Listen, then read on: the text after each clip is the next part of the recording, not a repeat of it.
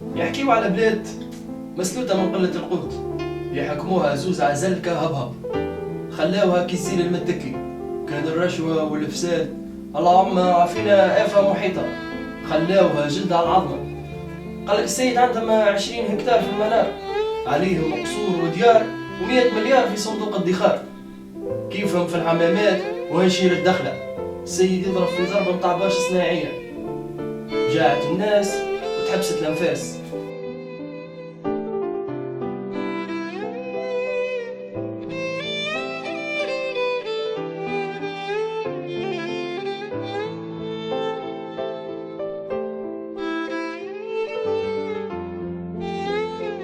وكيما يقولوها خاف من اللي ما يخافش ربي.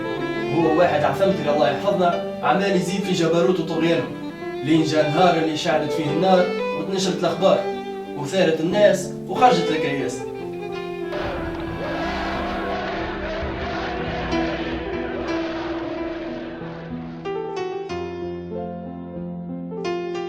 ودام عنده هو ومرته 23 سنة وما فاق وفم. يا نعم أنا فهمت الجميع. كان بالصوارخ فوق راسه، هرب المخلوع وخلى البلاد.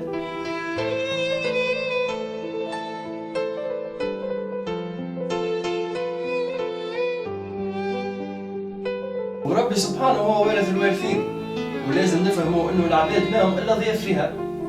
والله اكبر على من طغى وتجبر، وخرجت البلاد من كبت اللعانات، وتنشرت الاحزاب وتلمت الاحباب.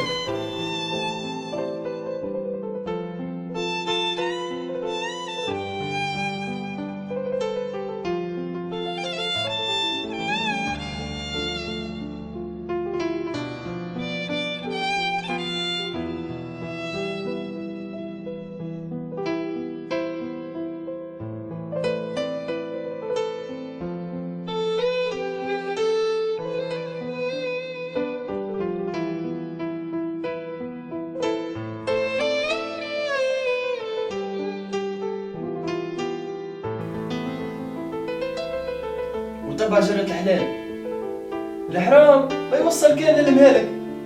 وكما يقولوها الله لا يخيب لنا طبيعة ولا يفسد لنا دين على فسخ دار الدنيا.